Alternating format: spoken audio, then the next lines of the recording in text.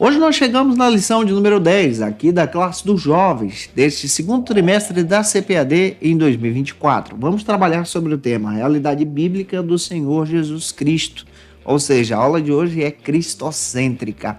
Essa lição vai cair no dia 9 de junho, onde nós vamos comemorar o Dia do Pastor. É muito interessante você honrar o teu pastor na Escola Bíblica Dominical, especialmente nesse dia aí. Eu me chamo Pastor Janderson Nascimento, estou segundo vice-presidente da Assembleia de Deus aqui em Vitória da Conquista, uma igreja pastoreada pelo pastor Davi Oliveira Boa Sorte. E você que está chegando por aqui, se inscreve no canal, deixe comentários, vai ajudar muito a gente a falar de Jesus. Inicie a tua aula por algumas bases bíblicas que a lição já dá. Você pode estar lendo o texto principal que se localiza em Mateus capítulo 1, versículo 21, apresentando também o resumo da lição em sala de aula. Faça a leitura do resumo da lição e a nossa leitura bíblica em classe de hoje se localiza então em Marcos capítulo 14, versículos 58 ao 64. Você pode estar lendo esses versículos compassadamente na escola bíblica dominical da sua igreja, deixando Deus te usar. Não se esqueça que de segunda a sexta-feira eu estou por aqui no canal ministrando lições para você da escola bíblica dominical. Toda terça-feira, às 18 horas, é o encontro marcado da classe dos jovens, onde nós ministramos essa aula para a glória de Deus e para a tua edificação. Toda terça, às 17 também, nós ministramos essa mesma lição na Rádio Brasil FM 107.7, no programa Voz da Assembleia de Deus, onde os nossos irmãos têm acesso a esse material para a glória de Cristo. Na lição de número 10, nós vamos perceber uma abordagem bíblica apresentada pelo pastor Alexandre Coelho a respeito da pessoa de Cristo. Nós vamos analisar o argumento teológico a respeito da pessoa de Cristo. Por quê? Porque nós estamos vivendo em um mundo de constantes mudanças de ideais que estão sendo transformados. E é fundamental termos os padrões bíblicos e entendermos que Cristo é aquele que nos guia. Compreendermos que a nossa mensagem ela é cristocêntrica. A palavra cristocêntrica ou cristocentrismo já traz essa ideia de que Cristo está no centro da teologia, no centro da vida cristã, no centro da palavra, no centro do teu entendimento, no centro da tua espiritualidade, no centro da tua religiosidade. Então nós que somos pentecostais, nós somos cristocêntricos. Isso aqui é um fundamento muito interessante, porque a partir desse fundamento nós defendemos a pessoa de Cristo. Nessa lição nós vamos aprender temas fundamentais sobre a cristologia. E esses temas fundamentais sobre a cristologia também nos demonstram que Cristo é o Filho de Deus. Ele também se revela na mesma essência que Deus. Faz parte da Trindade. E a Bíblia faz questão de descrever que o Senhor Jesus também revela a sua divindade pela palavra em diversas vezes. Você pode ler, por exemplo, João capítulo 8, versículo 58, João 10, 30. Então, a nossa doutrina de fé cristã se fundamenta na pessoa de Jesus. A sua vida precisa se fundamentar na pessoa de Jesus. A Declaração de Fé das Assembleias de Deus, publicado pela editora CPAD, em 2017, organizada pelo pastor Ezequiel Soares, destaca a pessoa de Cristo e destaca também que nós professamos Jesus como nosso único Salvador e ao mesmo tempo declaramos que Ele é Deus de eternidade em eternidade, que Ele existe antes da criação do mundo e nós professamos a nossa fé nele também. Nós entendemos que ele faz parte de uma das pessoas da Trindade, nós ensinamos que ele foi 100% homem, mas ao mesmo tempo 100% divino, nós acreditamos na sua concepção através do milagre, que é a concepção virginal por intermédio do Espírito Santo através de Maria. Nós cremos nos milagres realizados por Jesus por divina obra do Espírito Santo. Nós acreditamos na vitória de Cristo no Calvário, cremos na sua ressurreição e entendemos que ele permanece vivo e continua com o controle da igreja na palma da mão. A doutrina da divindade de Cristo ela é preciosa para nós e é claro que nós vamos entender hoje sobre essa doutrina que é tão relevante e tão essencial, porque nós cremos que Jesus é plenamente Deus. Ele possui caráteres divinos, características divinas. Observe, ele é eterno. Anota aí. Colossenses capítulo 1, versículo 7. Pega o caderno para anotar e descrever que Jesus é eterno. Ele é onipotente, Mateus 28, 18. Ele é onisciente, João 16, 30. Ele é onipresente, Mateus 18, 20. Ele é imutável, Hebreus 13, 8. Ele é digno de adoração, Hebreus 1, 11. Ele é Senhor e tem papéis extraordinários na Escritura. Então, pela palavra, hoje nós vamos aprender a respeito da pessoa de Jesus e que você possa ser um instrumento na escola bíblica dominical para falar a respeito de Jesus.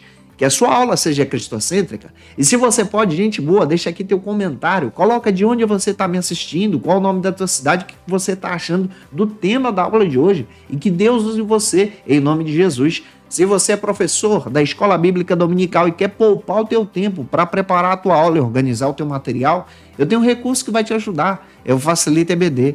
No Facilita você encontra o esboço da aula que eu estou ministrando para você, com os versículos, argumento a mais, essas pesquisas que a gente realiza para dinamizar as tuas aulas. Você vai encontrar também o esboço da lição, mas também encontra o slide, o PowerPoint, onde você pode utilizar esse recurso para dinamizar a tua aula na escola bíblica dominical. Está disponível para quem é assinante. A nossa assinatura é trimestral. Está na descrição do vídeo. Dá uma analisada, que Deus abençoe você. O primeiro ponto da lição vai tratar agora sobre o seguinte argumento. Quem foi Jesus? Como proposta do pastor Alexandre Coelho. Como primeiro ponto da lição, então, nós vamos aprender a respeito da pessoa de Jesus e entender quem ele foi. E é interessante você ler uma passagem bíblica. Como dica de leitura para você, tem aqui João capítulo 1, versículo 1, que descreve que Jesus Cristo, ele é Senhor, ele é Deus em sua essência. Leia também esse versículo de forma muito dinâmica em sala de aula. E o primeiro subtópico vai abordar que ele estava com Deus. Ou seja, nesse primeiro subtópico nós vamos falar a respeito da eternidade, da autoexistência de Jesus. Glória a Deus. E é interessante abordar isso em sala de aula também. Para iniciar essa reflexão, muito interessante você observar a proposta do próprio autor da lição, que é o pastor Alexandre Coelho. Você vai perceber dentro da palavra que Jesus ele é autoexistente. Isso quer dizer que ele existe antes mesmo da criação. E é interessante você perceber que ele é eterno. E dentro das Escrituras, ele existe em si mesmo. Isso é autoexistência. Também entendemos pela Escritura que a palavra de Deus, de acordo com João, Jesus é apresentado aqui como o verbo. A palavra que se fez carne e habitou entre nós. Observe o texto de João capítulo 1, versículo 1. Quando você pega os 4 evangelhos no Novo Testamento, você vai perceber que cada evangelho enfatiza Jesus a respeito de um aspecto. Mateus vai enfatizar Jesus como o rei prometido, o Messias, rei dos reis. O próprio Marcos vai enfatizar Jesus como o servo de Deus, o servo enviado por Deus. O Lucas vai apresentar Jesus como o filho de Deus, o filho do homem, de forma muito interessante, e esse homem em si plenamente usado por Deus. E o João vai apresentar Jesus como Deus em sua essência. Então João fala muito sobre a soberania de Jesus, a sua autoexistência. João 1,3 é um versículo que vale a pena você ler, onde você vai perceber que João faz questão de dizer que nós vivemos, temos vida por causa dele. E é interessante analisar a autoexistência de Jesus. Isso quer dizer que ele existe em si mesmo. Ele tem a sua identidade pessoal. Por causa dele, todas as coisas foram feitas. Isso faz parte de um atributo da divindade de Jesus. Olhando para a palavra, nós entendemos que ele mesmo se apresenta como eu sou. Esse termo eu sou no Antigo Testamento era referido somente ao Deus Javé, o Deus Yahvé, aquele que se revela, o Deus Adonai, de forma muito especial no Antigo Testamento. Mas Jesus toma esse termo para si e ele descreve que ele é. Observe o texto de João capítulo 8, versículo 58. A Bíblia ensina que Jesus é eterno. A palavra faz questão de dizer que ele existe antes da criação do mundo. Leia o texto de João, do capítulo 1, versículos 1 ao 3. Você vai perceber na palavra que ele se identifica como Senhor, mas ao mesmo tempo ele é criador de todas as coisas. Quando você analisa Apocalipse capítulo 22, versículo 13, se eu fosse você, eu anotava esse versículo também, você vai perceber que ele é o alfa. A palavra alfa é a primeira letra do alfabeto grego. Jesus descreve que ele é o primeiro, mas ao mesmo tempo ele também diz que ele é o ômega, ele é aquele que está no final. Por causa dele, todas as coisas foram feitas. E uma verdade cristã que nós entendemos é a alta existência de Cristo, mas também a sua eternidade. Algumas coisas nós podemos então levantar como princípios, onde você pode estar anotando esses princípios e utilizá-los em sala de aula. Você vai perceber que as obras de Jesus revelam a divindade de Jesus. João capítulo 10, versículos 37 a 38, você percebe isso dentro da palavra. Você vai perceber que Jesus é o autor soberano e criador de todas as coisas. João 1:3, anota esse versículo aí e leia em sala de aula. Jesus é a fonte da vida, glória a Deus, João 14:6. Jesus também é o autor do novo nascimento, João 3:3. Jesus é aquele que habita nos fiéis, no meio da igreja, no centro da igreja. Olha aí, essa visão cristocêntrica, o cristocentrismo aqui a respeito de Jesus. Isso está em João 14:23. Jesus também dá a vida eterna. Observe o texto de João 10:28. Ele concede isso. Então entendemos pela Bíblia que Jesus é Senhor. Ele é o Senhor da minha vida, é o Senhor da tua vida. Ele habita em você também. Se eu fosse você, eu deixava o glória nesse comentário aqui desse vídeo em nome de Jesus. Caminhando, vamos então para o segundo subtópico, que fala sobre uma vinda anunciada pelos profetas. Você sabia que a primeira vinda de Jesus, a sua encarnação, foi anunciada pelos profetas do Antigo Testamento? Vamos estudar isso junto com você. O autor da lição, o pastor Alexandre, destaca então de forma muito especial que Jesus é o Cordeiro que tira o pecado do mundo, conforme João capítulo 1, versículo 29. Dentro da palavra você vai perceber que Jesus ele foi profetizado pelos profetas do Antigo Testamento. O Deus Todo-Poderoso revelou a vinda de Jesus, a primeira vinda, a sua encarnação, como Messias prometido. Olhando para o Antigo Testamento agora, pega o caderno e a caneta para anotar. Você vai perceber que Jesus foi profetizado pelos profetas. Vamos analisar alguns. Você vai perceber a sua origem. Miqueias fala sobre isso, lá em Miqueias capítulo 5, versículo 2.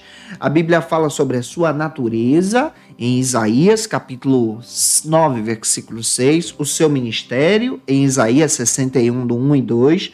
Os seus sofrimentos, em Isaías 53. A sua morte e ressurreição, em Salmos 16, versículo 10. Então, olha para a Bíblia, que no Antigo Testamento você vai encontrar aqui indícios que demonstram então essa primeira vinda de Jesus profetizada no Antigo Testamento. Mas eu quero ir além. Nós temos outras passagens que o Antigo Testamento demonstram a respeito da riqueza da primeira vinda de Jesus. A primeira delas está lá em Gênesis 3,15.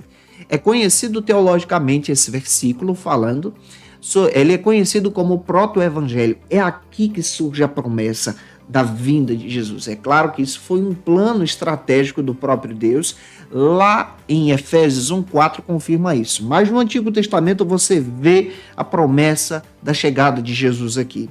Isaías capítulo 7, versículo 14 também é outro versículo que você pode estar lendo, onde Isaías profetiza que Jesus nasceria da Virgem, seu nascimento virginal. Miqueias 5:2, Miqueias diz que ele nasceria em Belém de Efrata. Olha que interessante, ele descreve isso na sua profecia, dá o local do nascimento de Jesus.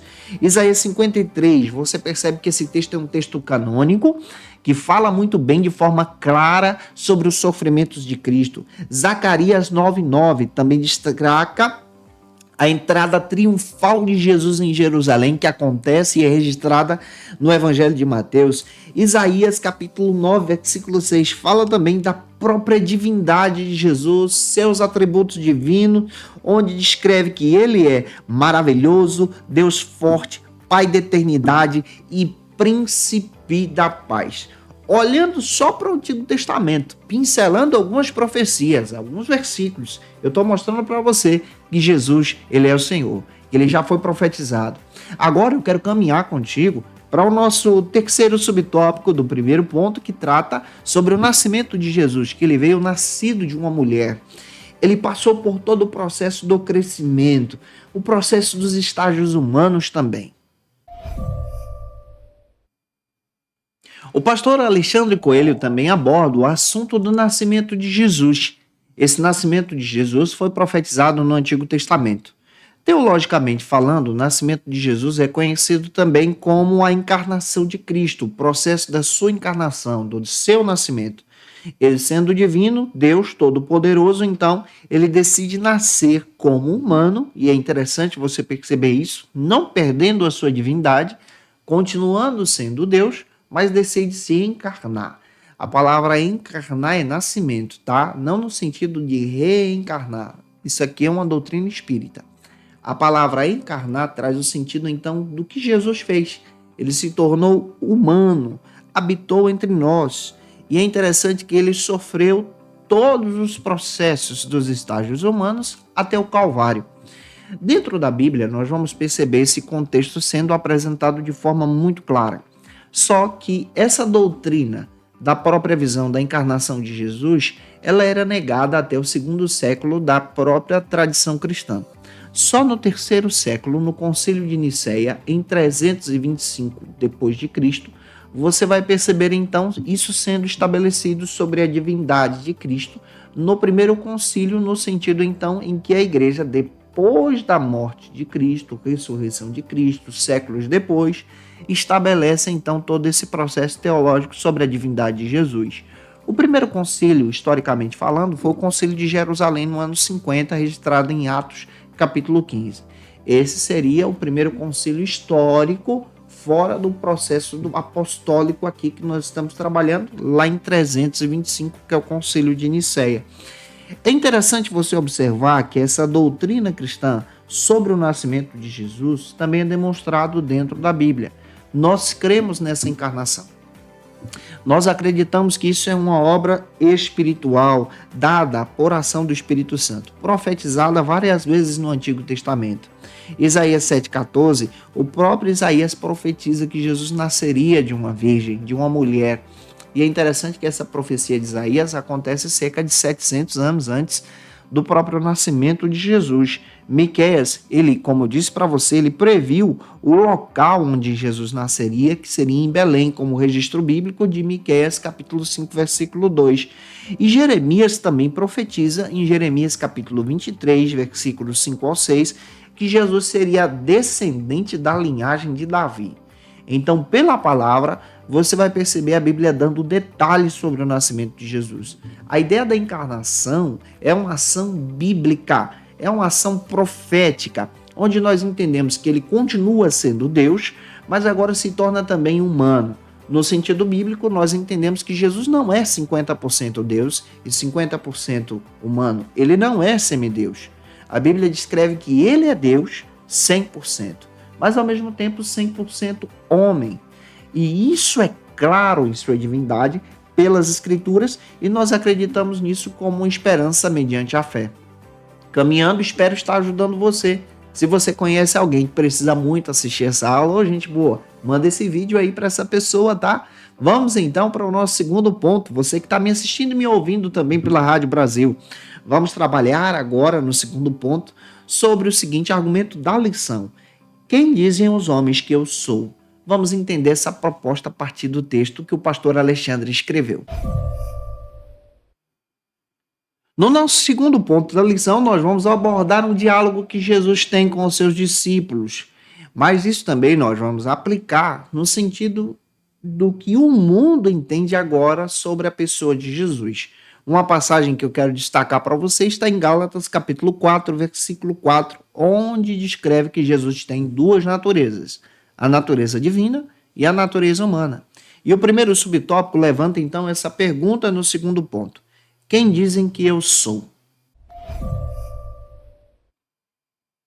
O pastor Alexandre Coelho, neste primeiro subtópico, então traz essa questão levantada por Jesus aos seus discípulos. Quem diziam os homens a respeito do que eu sou?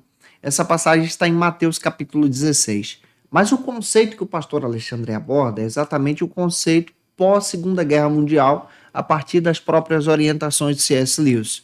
C.S. Lewis destaca 3 ações a respeito dessa declaração de Jesus.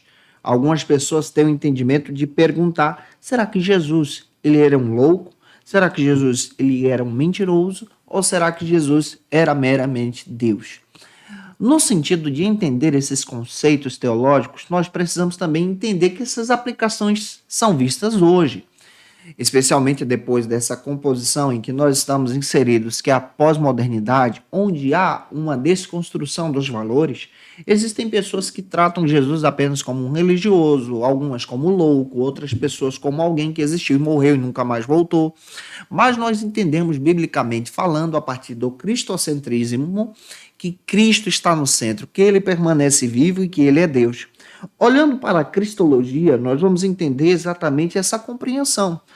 Estudando a perspectiva cristológica ou cristocêntrica, no sentido bíblico em que nós estamos trabalhando com vocês, nós entendemos a respeito dos seguintes assuntos. O que a cristologia oferece? Ela vai oferecer a natureza de Cristo, nós precisamos compreender a respeito da natureza de Jesus, como servos e servas de Deus, essa natureza é extraordinária, como Jesus se relaciona com esses dois aspectos, sendo Deus e ao mesmo tempo homem. Nós vamos entender a respeito da identidade de Jesus. Para nós, ele é Deus, então guarda isso, Jesus para a gente é Deus, conforme as Escrituras. Nós vamos entender, estudando também cristologia, a respeito da missão de Jesus. Jesus tem uma missão que é resgatar você, aleluia, a partir da sua morte no Calvário. Nós vamos entender a respeito das própria visão das teorias da expiação sobre a morte de Cristo, o significado que essa morte tem, a cristologia nas escrituras, vamos entender também esse desenvolvimento histórico, por exemplo, a partir dos concílios históricos, porque a cristologia ela é tão fundamental para o nosso entendimento, mas ao mesmo tempo nós vamos trabalhar essa cristologia sistemática, no sentido de entender pela palavra, pelos conceitos bíblicos, pela Bíblia, como Jesus é o Senhor.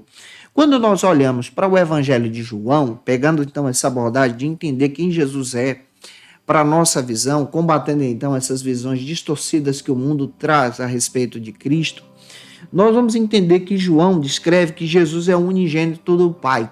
Anota aí, João capítulo 1, versículo 18. Nós vamos entender que ele foi enviado pelo Pai. João 5,36, João 6,57. João também diz que Jesus ele veio para cumprir a vontade do Pai. João 14,31. Essa é a vontade de Jesus. Esse é o desejo de Jesus. Ele veio para obedecer o Pai. João também diz que Jesus é o único caminho que pode levar as pessoas a Deus em João. E ele faz questão de dizer isso lá em João 6,44, demonstrando que Jesus é o caminho. No sentido de entender que existem também diversos modelos de espiritualidade, mas a Bíblia descreve que somente Cristo pode te levar para Deus conforme as Escrituras. Em Hebreus capítulo 4, versículo 15, nós somos informados que Jesus foi tentado em tudo, e aqui nós entendemos a natureza humana de Jesus. A divina nós já sabemos que ele é Senhor, mas a natureza humana fala que ele também foi plenamente homem. Veio para cumprir a vontade do Pai. Ele teve dor. Em Mateus capítulo 26, versículo 38, confirma isso. João 18 diz que ele teve frio, cansaço em João 4, versículo 6. Ele também aprendeu muitas coisas em Lucas capítulo 2, versículo 57. Então, pela palavra, você encontra esse Jesus humano também. A Bíblia faz questão dizendo, no Evangelho de João, que Jesus ele declara que ele é, no sentido de utilizar a palavra eu sou do Antigo Testamento, de Êxodo 3,14. Mas Jesus ele declara isso no Evangelho de João, de forma clara 7 vezes. Ele diz que ele é o pão da vida, João 6,35. Ele é a luz do mundo, João 8,12. Ele é a porta, João 10, versículo 9. Ele é o bom pastor, João 10,11. Ele é a ressurreição e a vida, João capítulo 11, versículo 25. Ele é o caminho, a verdade e a vida, em João 14, versículo 6. Ele é a videira verdadeira, João 15:1. Olha essas declarações, onde você vai perceber a respeito da natureza de Jesus, quem ele é. Os homens podem dizer diversas coisas a respeito de Cristo. A filosofia pode dizer diversas coisas a respeito de Cristo. A psicologia pode negar a realidade de Cristo. Mas você, como cristão, como servo e serva de Deus, precisa entender quem Jesus é para você. A teologia pode distorcer a respeito da pessoa de Jesus, mas você, como cristão, precisa entender que Ele é o caminho, que Ele é o pão, que Ele é a porta, Ele é Senhor e Ele dirige a tua vida. Guarda isso, que Deus use você. Vamos agora para o segundo subtópico do segundo ponto, que trata outro argumento de C.S. Lewis, onde faz a pergunta: será que Jesus era um louco? E a gente vai defender isso de acordo com a palavra de Deus. Pós-Segunda Guerra, a partir das construções teológicas distorcidas, você vai perceber que o próprio C.S. Lewis também levanta esse questionamento: será que Jesus era louco? E essa proposta é abordada pelo pastor Alexandre Coelho nessa lição. C.S. Lewis, se você não sabe, é aquele que foi responsável pelo registro, pela publicação das Crônicas de Nárnia, um texto extraordinário que traz uma visão cristã a respeito desse assunto que nós trabalhamos sobre a vida cristã. Ele defende de forma muito especial que Jesus, ele era uma pessoa sadia, no sentido então de ter as suas condições psíquicas todas plenamente sadias. Então, pela palavra, nós entendemos pelas escrituras que Jesus ele é o Filho de Deus, mas também entendemos que ele é 100% humano e humano sadio, no sentido então de ter convicção daquilo que veio para fazer, que é entregar a sua vida em nosso lugar na cruz do Calvário.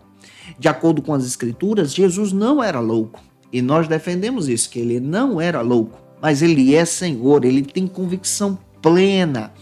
E o próprio teólogo C.S. Lewis também defendia isso, em descrever que Jesus ele veio com um propósito de estabelecer a salvação por intermédio da sua vida no Calvário. Jesus ele foi uma figura histórica presente no Novo Testamento, profetizado no Antigo, e essa figura histórica trouxe um impacto para a sociedade, trouxe um impacto para a história. A própria Bíblia faz questão de descrever o seu sofrimento, a própria Bíblia faz questão de descrever a sua humanidade. Mas esse Jesus, que é um Jesus que tem convicção daquilo que veio para fazer, é alguém que veio em obediência à vontade do Pai e permaneceu de acordo com essa obediência. A vontade de Jesus, o desejo do coração de Jesus era obedecer ao Pai. Isso aqui vai contrário a essa visão da hipergraça. A hipergraça diz que você estava no coração de Jesus, que você está no coração do centro da vontade de Jesus. Não é bem isso. A Bíblia diz que o que está no centro da vontade de Jesus, do seu coração, é obedecer à vontade do Pai, a vontade de Deus. E a vontade de Deus é nos resgatar, nos restaurar para a sua presença. O propósito da cruz também foi estabelecido por Cristo. Observe algumas passagens que vou citar para você. Pega o caderno e a caneta para anotar. Lucas capítulo 22, versículos 42, descreve que o próprio Jesus ele veio com convicção e ele intercedeu até mesmo diante dos seus sofrimentos. João capítulo 4, versículo 34, diz que a vontade de Jesus era fazer a vontade do seu Pai. Mateus capítulo 26, versículo 39, o próprio Jesus descreve de forma muito clara esse desejo agora de obedecer à vontade do Pai. Observe Hebreus 12, 2. Olhando para o nosso Salvador e Consumador da nossa fé, ele se assentou à direita do Pai por obedecer especialmente à vontade do Pai. Filipenses capítulo 2, versículo 8, Jesus ele se encontrou em forma humana, humilhando-se a si mesmo. Olha que interessante isso aqui. O próprio Jesus ele veio para obedecer à vontade do Pai, e obedeceu e cumpriu a vontade do Pai. Outro questionamento que C.S. Lewis também levanta é a pergunta: será que Jesus era um mentiroso? E nós vamos abordar isso com você no terceiro subtópico agora do nosso segundo ponto da lição. Neste terceiro subtópico, tomando então um argumento de C.S. Lewis, o pastor Alexandre Coelho destaca exatamente que Jesus não era mentiroso. E C.S. Lewis também defende isso. Na realidade, a própria Bíblia faz questão de escrever que Jesus ele é a verdade e a vida. Observe o texto também de João capítulo 14, versículo 6. Então, de acordo com as escrituras, a nossa crença cristã defende que Jesus não era mentiroso. Ele é a verdade, ele é o Senhor. Os seus argumentos, o seu ensino demonstra então a sua vida, a sua divindade e quem ele é. Os relatos dos evangelhos demonstram então a sua compaixão, a sua ação generosa, o seu poder, a sua graça sobre nós. Além disso, a própria Bíblia descreve de forma especial que muitas pessoas foram impactadas pela ação do próprio Jesus e os seus ensinamentos hoje revelam então a sua verdade. Dentro da Bíblia, nós entendemos que Cristo não é mentiroso, mas ele é a verdade. A Bíblia ensina que ele afirmou ser a verdade. João 14,6, a Bíblia faz questão de escrever em João capítulo 1, versículo 14, que ele estava cheio de graça e habitou entre nós. A Bíblia faz questão de dizer também que ele é o caminho, a verdade e a vida. E detalhe, ele é aquele que nos direciona na verdade e intercede por nós para permanecermos na verdade. Então, João capítulo 17 vai dar fundamento para isso. Nós cremos na verdade do Evangelho. Essa verdade do Evangelho é anunciada através da pessoa de Jesus e você pode compartilhar essa verdade do Evangelho junto com os teus alunos. Caminhando, então, vamos agora para o quarto subtópico do segundo ponto, que descreve agora que Jesus também é Deus, ou seja, Jesus era Deus, no sentido então de entender a sua divindade a partir da proposta do pastor Alexandre Coelho, relendo C.S. Lewis. Neste quarto subtópico, entendemos então a proposta do autor da lição que descreve exatamente que entendemos na nossa cultura cristã que Jesus é Deus. A partir dessa releitura também de C.S. Lewis, em descrever que Jesus é Deus. E nós demonstramos isso historicamente, mas ao mesmo tempo biblicamente falando. A Bíblia fala em diversas passagens que Jesus é Senhor. Pega o caderno e a caneta para poder anotar.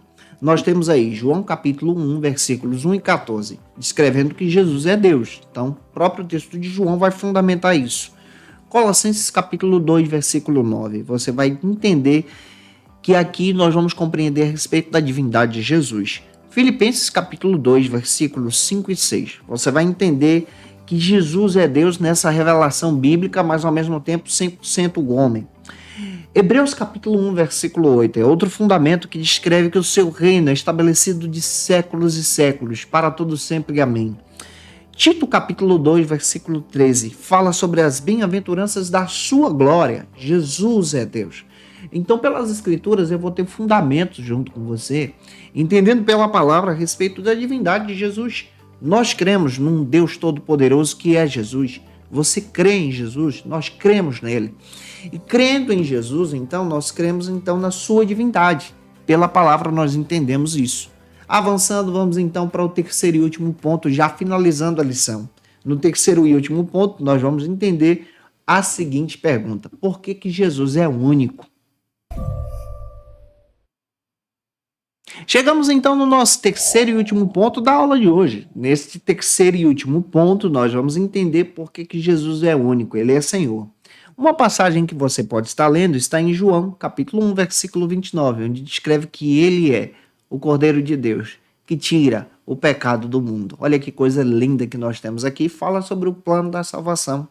O primeiro subtópico do terceiro ponto vai descrever que só ele pode trazer a salvação e nos transformar. Glória a Deus. Só Jesus pode trazer a salvação e nos transformar. Dentro das Escrituras, nós vamos entender que a partir da sua morte e ressurreição, esse preço pago no Calvário, demonstra então uma profundidade tão grande a partir dessa leitura do pastor Alexandre Coelho. Jesus ele é o segundo Adão, conforme as Escrituras e o texto de Romanos e 1 Coríntios. Você vai perceber que o primeiro Adão pecou e se afastou da presença de Deus, levando a humanidade à queda. Mas Jesus, sendo o segundo Adão, o segundo homem, nascido pela vontade de Deus, nos restaura agora à presença de Deus. Por isso que Jesus é único. Pela sua divindade, por quem ele é e por sua natureza. Algumas passagens eu quero demonstrar para você sobre a realidade da natureza de Jesus e também a sua individualidade. De que maneira? A divindade de Jesus demonstra então que ele é Deus. Ele é Senhor e por causa disso nós cremos. O seu sacrifício demonstra então o preço pago no Calvário. Esse sacrifício foi único e restaurador. Também a sua ressurreição é algo extraordinário, que abre a porta agora para aqueles que morreram em Cristo também participarem desse processo a partir da primeira ressurreição de forma muito clara no arrebatamento da igreja. Só Ele pode transformar as pessoas por intermédio do Espírito Santo. É a ação de Jesus e o seu amor e graça são extraordinários. São extraordinários a tal ponto de chamar para a sua presença, para a sua glória, para que você então esteja perto dele e que você em Jesus entenda essa palavra junto com os teus alunos também. Em último lugar, como último subtópico, nós vamos entender que só ele pode também conceder para você o Espírito Santo. No nosso último subtópico, a nossa abordagem é entender exatamente essa ação de Deus, através da experiência que nós temos com a realidade da ação de Jesus por intermédio do Espírito Santo. Nós compreendemos que só Ele nos concede esse Espírito sobre nós, essa graça sobre nós, porque o Espírito Santo também foi uma promessa de Jesus.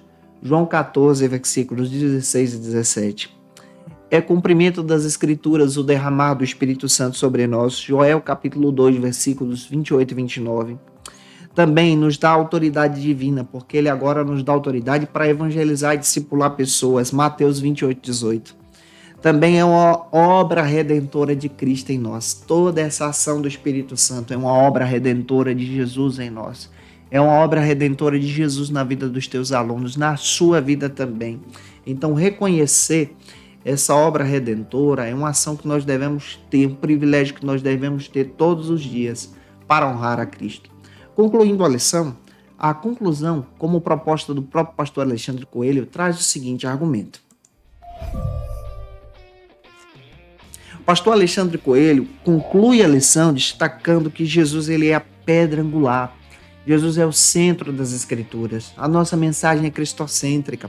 Que você, então, em Cristo, possa entender isso de forma muito especial e repassar esse entendimento bíblico sobre a pessoa de Jesus, para que Jesus seja o centro da vida dos teus alunos também. Que Deus abençoe você para a glória de Cristo. E se eu ajudei você, se essa aula foi edificante para a sua vida, deixa aqui teu comentário, segue a gente, se inscreve. Você pode me seguir no Instagram também, @JandersonNascimento. Eu vou ter o prazer em te receber lá. Tira uma foto assistindo a aula, me marca. Marca aí, tirando uma foto junto com os teus alunos. Segue a gente lá no Instagram também, eu vou ter o prazer em te receber por lá.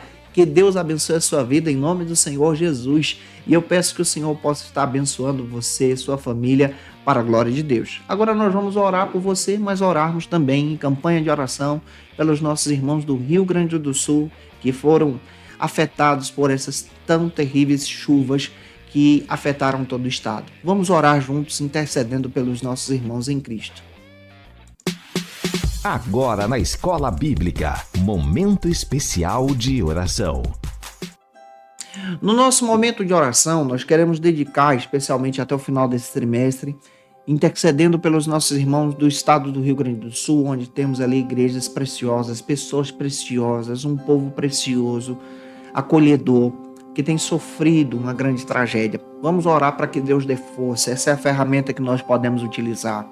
Se você pode, tire um momento na Escola Bíblica Dominical e levante um clamor pelo estado do Rio Grande do Sul, para que Deus fortaleça os irmãos, pessoas que perderam tudo, pessoas que perderam entes queridos. Vamos orar juntos, pedindo a bênção de Deus sobre eles, em nome de Jesus, sobre elas. Vamos orar. Senhor, nós oramos, intercedendo, Deus, pela vida dos teus servos e servas ali no estado do Rio Grande do Sul. E pedimos, Senhor, a tua bênção de forma especial como igreja de Cristo, para que o Senhor venha dar força, coragem, fortalecimento aos teus servos. Dê ânimo, Senhor, para os teus filhos se levantarem mais uma vez e construírem uma nova história para a glória do teu nome. Fortaleça os teus servos, abençoe famílias. Assim, Senhor, nós oramos e te agradecemos em nome de Jesus. Amém. Para aprofundar os seus conhecimentos, confira as dicas de leitura da aula de hoje. E como dica de leitura, eu quero trazer para vocês alguns textos. Primeiro é o texto do pastor Alexandre Coelho, que você vai encontrar no site da editora CPAD, vai te ajudar nessa lição, vale muito a pena, é da editora CPAD. E te digo também o Ensinador Cristão, para você tomar aí alguns argumentos e utilizar esses recursos na Escola Bíblica Dominical da sua igreja, em nome do Senhor Jesus. Eu te aguardo por aqui na próxima lição, lição 11, onde nós vamos abordar sobre o seguinte tema: sobre a realidade bíblica da esperança. Vai ser uma lição escatológica, onde nós vamos entender o retorno de Cristo. E que Deus abençoe você. Até a próxima terça, se Deus quiser. E você que é professor ou aluno da Escola Bíblica Dominical, quer se preparar para ministrar uma aula de excelência na EBD da sua igreja? Inscreva-se no canal do YouTube do pastor Janderson Nascimento, onde você vai encontrar aulas, subsídios e recursos das lições bíblicas da Escola Dominical. Acesse já as plataformas digitais para ampliar os teus conhecimentos sobre a Palavra de Deus. YouTube, Janderson Nascimento. Instagram, @Janderson Nascimento. @FacilitaEBD. facilitaebd.com.br.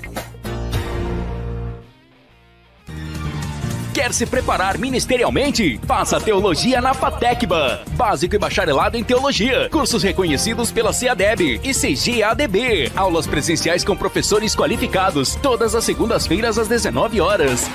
Venha nos conhecer. Nosso endereço é na Assembleia de Deus. ADVIC, Avenida Serrinha, Bairro Brasil, Vitória da Conquista. Matrículas abertas. WhatsApp 77 98841 5838.